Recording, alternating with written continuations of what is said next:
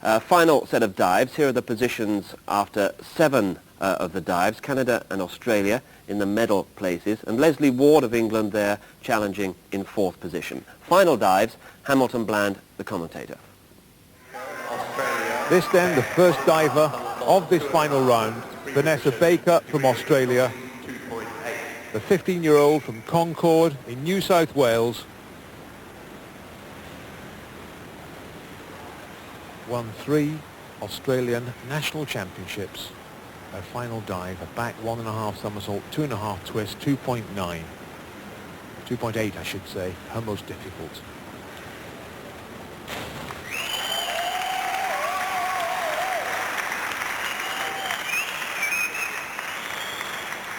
It's not going to do too much for her 9th position. Again, you'll see, not completely straight on entry. 6, 5.5, 5. And a lot of movement to her right. And problems with the twisting element of that dive. 4.5 through to 6s, 47.04. Next diver, Leslie Ward from England. Only 8.22 behind April Adams of Australia with 1 dive to go. Leslie, who's been in 4th position now for the last 3 rounds. And that's Tony Alley watching her. 19 years of age. Her final dive of the competition. Needs a good one. But again, problems with the twisting element of the dive. That forward 2.5 somersaults with 1 twist. Not tight enough. And losing control right at the end of it. 6.5, 6, 5, 5, 5, 6, 4. Consequently, the marks reflecting that. 4.5 from Canada through to 6, 43.74. In previous dives, she scored 53, 56 and 50. She didn't need a 43 in that round. This is Janine Flynn with the most difficult dive of the competition. The first one we've seen, a forward 3.5 somersault with pike. The tariff is 3.0, and the dive being done by the young New Zealander.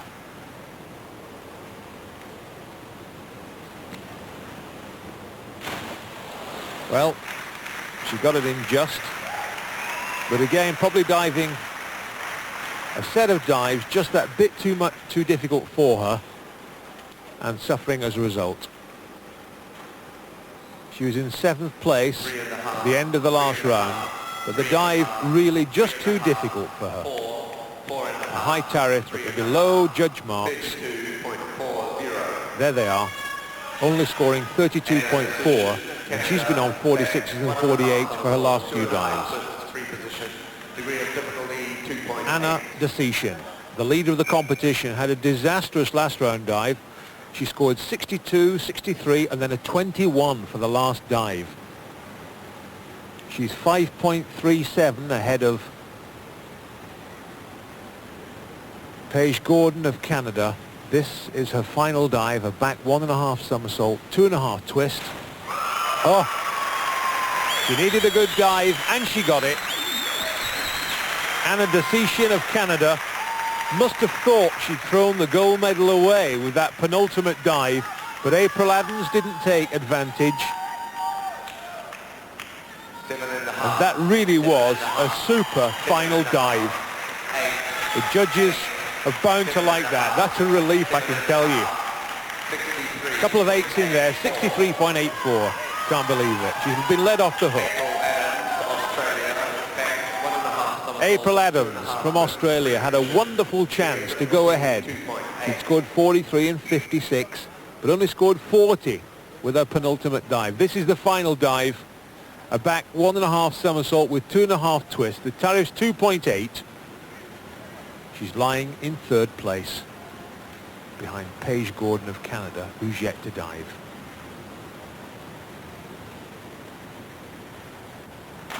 Another good final dive. That was probably even better than Desichin's. Great final dive from April Adams. The tariff's 2.8 for that back 1.5 with 2.5 twists, and it's the best dive that she's done. only scored 40 points with her last dive, which was a back 2.5 good marks. A couple of 8s in there. Steve Fowler congratulating her. 62.16. Doesn't put her ahead of the Seashin, but it does leave Paige Gordon, who's yet to dive, with a lot to do. This is Tanya Patterson of New Zealand, lying in 5th position, a position she's held for the last 3 rounds. A forward 3.5 somersault with tuck.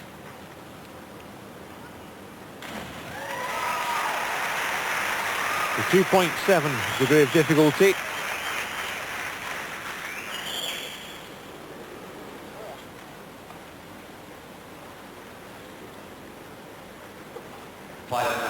And again, not really controlled.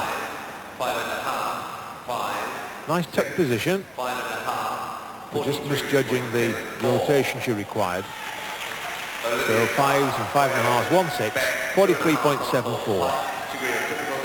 Next, the turn of Olivia Clark. Finished 7th in the 1 metre springboard competition, now lying 6th. The Welsh champion who's dived ever so well, 18 years of age, 3rd in the ASA 3 metre, and 3rd in the ASA 1 metre as well. Her final dive. And her weakest of this set, a back 2.5 somersault with pike, 2.9. A great chance to consolidate that 6th position, but that could cost her. Wasn't good. 3, 2.5. Coming out of it too late. 2, 4. And getting no any vertical. Peter Squires just consoling us, and 2's in there. 25.23. And that's the projected Olivia Clark. But she has dived well. 2.5 free position. This is Paige Gordon now, lying in 2nd place. Needs 58.02 for silver.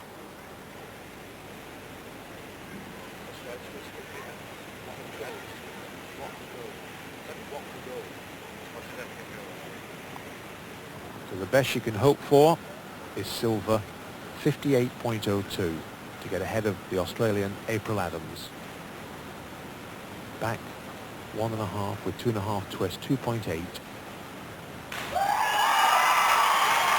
Well, it's a heavy entry again, but the dive seemed to be there. Certainly vertical. It was heavy, and the magic dive total 58.02. If Paige Gordon is going to take silver. Yes, 57.96. So just missing it by a half a point. And it looks like bronze for Paige Gordon of Canada. Back 1.5 somersault, 2.5 twists, free position. This is Angela Borthwick of Canada, the penultimate diver of this competition, lying in 10th place after a poor 6-round dive where she slipped from 6th to 9th.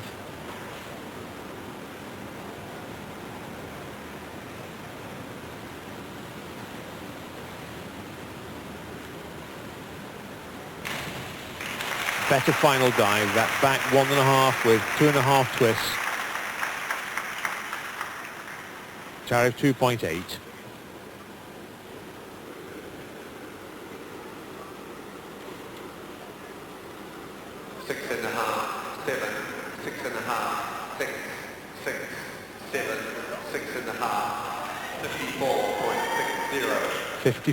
.6 for the dive. A couple of seconds in there.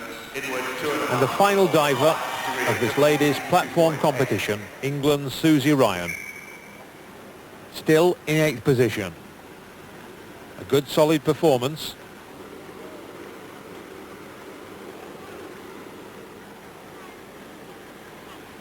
Consistent diving from Susie. This is an inward 2.5 with pike, 2.8.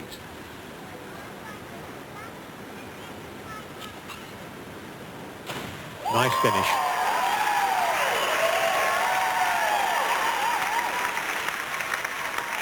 member of the Ladies Diving Club, a civil servant, lives in Southampton. 11th in the Europeans in 1989 in Bonn in this event. And that won't do any harm at all. Good strong dive, that. 7.5, 6.5, 57.96. And that 57.96 could well move her up into 5th position.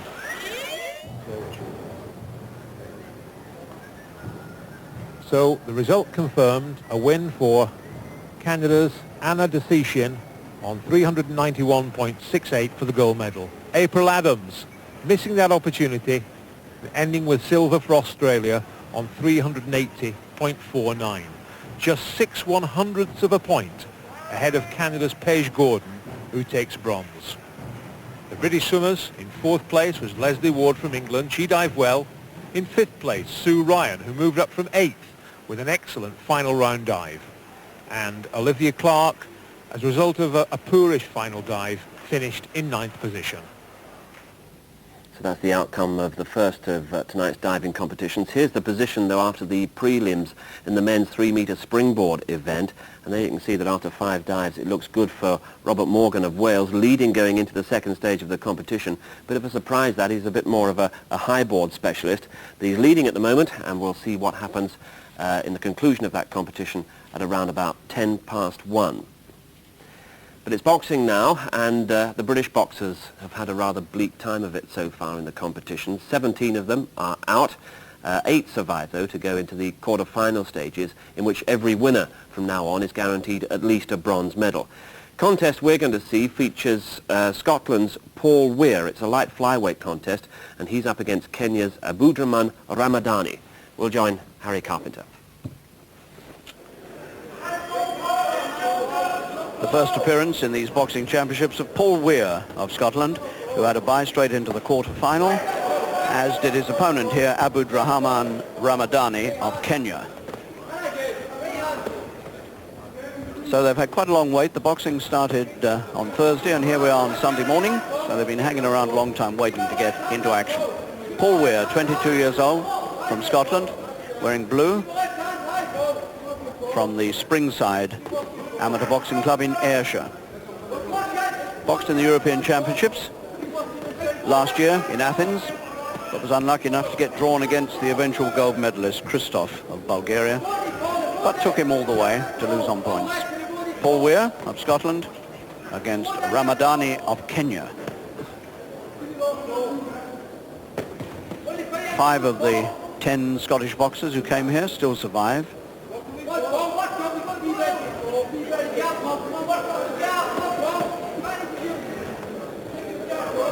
We might have quite a difficult task here. Kenyans are quite accomplished, and this one has quite a lot of reach for a light flyweight, and already pinning Weir on the end of these long-range punches. And Weir will have to find a way to stay inside, because if he stands off, he's certainly going to get picked off.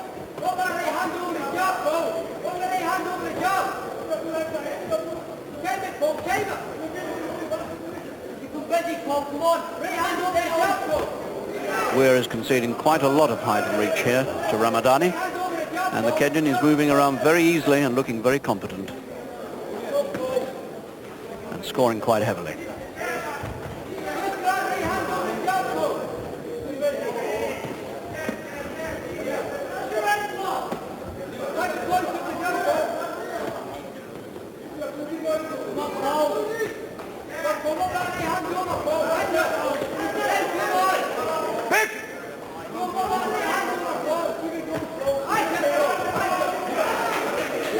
Ramadani looking extremely menacing, finding Weir with almost every punch he throws. That long left hand is constantly in Weir's face, and also he's whacking the right hand in occasionally. And this is not a good start for Weir, who's going to have to find a way inside this long reach if he's going to do any good at all.